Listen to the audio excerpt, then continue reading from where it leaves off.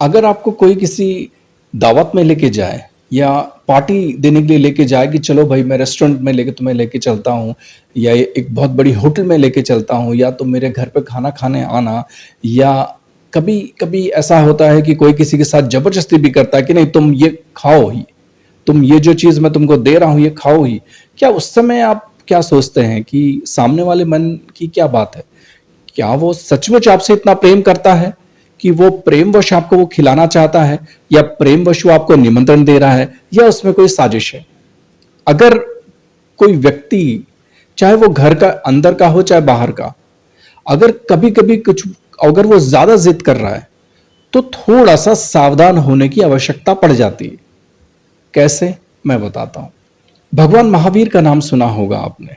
जैन धर्म में भगवान महावीर हुए, तो उनके शरीर की जो मृत्यु हुई वो लूज मोशन से हुई।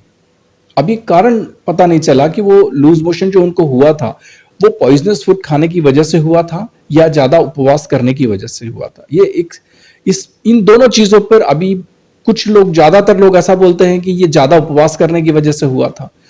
कुछ लोग, विद्वानों का ये भी मानना है कि उनको शायद जो उनके जो शत्रु थे, जो उनको पसंद नहीं करते थे, उन्होंने कुछ शायद उनके खाने में कुछ उनको मिला दिया था। भगवान बुद्ध, भगवान बुद्ध को ये तो सर्वविदित है कि उनको खाने में जहरीला खाना खाने की वजह से ही उनकी मृत्यु हुई थी। छत्रपति महाराज शिवाजी, छत्रपति महाराज शिवाजी को, जिसको औरंगजेब नहीं मार सका, जिसे दुनिया में किसी की तलवार हरा नहीं सकी, जिसे कोई मार नहीं सका युद्ध में, उसे जहरीला खाना देके मार दिया गया।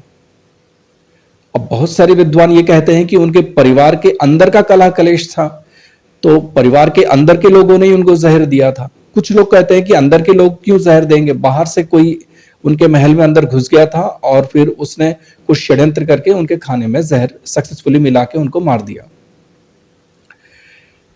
चाणक्य, आचार्य चाणक्य का नाम सुना ही है सबने। चाणक्य को भी जहर देके मार दिया था। बहुत सारे विद्वान कहते हैं कि ब्राह्मण लोग चाणक्य से इसीलिए चिढ़ते थे क्योंकि उन्होंने पहली बार किसी एससी, एसटी और ओबीसी कैटेगरी के किसी पर्सन को भारत का सम्राट बना दिया था। जो उन्होंने चंद्रगुप्त मौर्य को, जो एक भेड़ बकरी चराने वाला था, जो एक छोटी जाति या नीची जाति का इंसान था, उसको भारत का सम्राट बना दिया था। इस बात से जो ऊंची जाति के जो लोग थे, खासकर जो ब्राह्मण जाति और राजपूत समाज जो था, वो उनसे बहुत खफा और बहुत नाराज था। तो उन्होंने आगे जाके षड्यंत्र करके चाणक्य को उनके खाने में जहर मिला के उनको मार दिया था। हमारे परम प्रतापी प्रधानमंत्री लाल बहादुर शास्त्री का नाम कौन नहीं जानता। लाल बहादुर शास्त्री जी, जिन्होंने अमेरिका को भी झुका दिया था, जो दुनिया में किसी से नहीं डरे, वो लाल बहादुर शास्त्री जिसे अमेरिका तक नहीं झुका पाया था, उनकी मृत्यु भी जहरीले खाने की वजह से ही हुई। वो मॉस्को में गए थे, रशिया का दौरा करने के लिए गए थे, और वहां पर उनका जहरीले खाने खाने की वजह से उनकी मृत्यु हुई। हालांकि ये 100% प्रमाणिक नहीं है। कुछ लोग ऐसा बोलते हैं कि उनकी हार्ट अटैक आने की वजह से मृत्यु हुई थी। कुछ लोग ऐसा बोलते हैं कि नहीं, उनको खाने में जहर दिया गया था।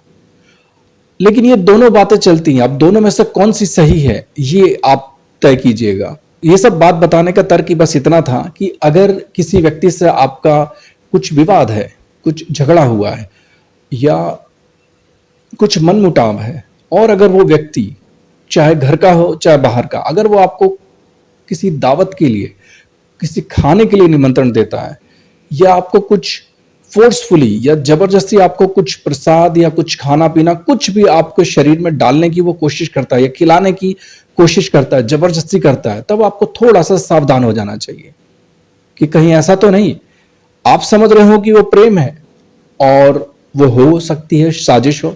तो अगली बार से आप सावधान रहिएगा। धन्यवाद।